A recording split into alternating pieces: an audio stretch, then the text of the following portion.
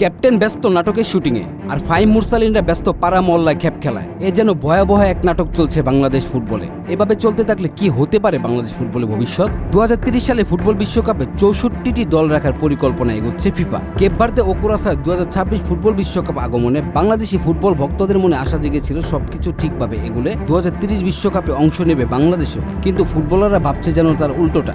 দেশ নয়, নিজেরা ভাবছেন ব্যক্তি স্বার্থ নিয়ে। কারণ কোনো কিছু তোয়াক্কা না করে জাতীয় দলের বাইরে তারা ব্যস্ত নিজেদের নিয়ে।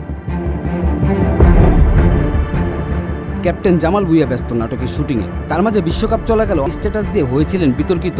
যার পায়ে থাকার কথা বল, সেই জামাল ভুঁইয়া নাটকের শুটিংয়ের ক্ষেত্রে কুলে নিচ্ছেন কিনা সিক্রেট একজন অভিনেত্রীকে, হাস্যকর এই বটে। অন্যদিকে বেশ কিছুদিন ধরে কোনো ব্যক্তিগত অনুশীলনও দেখা যাচ্ছে না জামাল ভুঁইয়াকে। জামাল ভুঁইয়াকে ছেড়ে এবার আসা যাক পাড়া মহল্লায় মোটা পারিশ্রমিকে ফাহিম আর মুরসালিনদের খেপ খেলার প্রসঙ্গে। খেপের মাঠে জাতীয় দলের খেলোয়াড়রা, এটা কি স্বাভাবিক? জাতীয় দলের জার্সি গায়ে তোলা মানে শুধু মাঠের 11 জনে একজন হওয়া নয়, বরং এটি দেশের 18 কোটি মানুষের আবেগকে প্রতিনিধিত্ব করা। কিন্তু দুঃখজনক হলেও সত্য, দেশের শীর্ষ পর্যায়ের এবং জাতীয় দলের বেশ কিছু খেলোয়াড় ক্লাবের অনুমতি বা পেশাদার নিয়মে তোয়াক্কা না করে খেপ খেলায় অংশ নিচ্ছেন।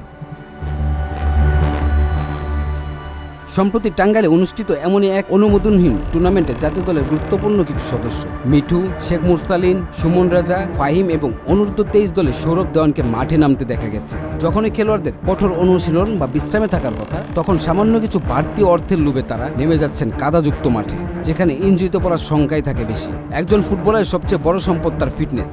এই ধরনের অনুমোদনহীন ম্যাচে নেই কোনো পর্যাপ্ত নিরাপত্তা ব্যবস্থা, নেই ফিজিও বা উন্নত চিকিৎসা সরঞ্জাম। মাঠের মানেও থাকে প্রশ্নবিদ্ধ।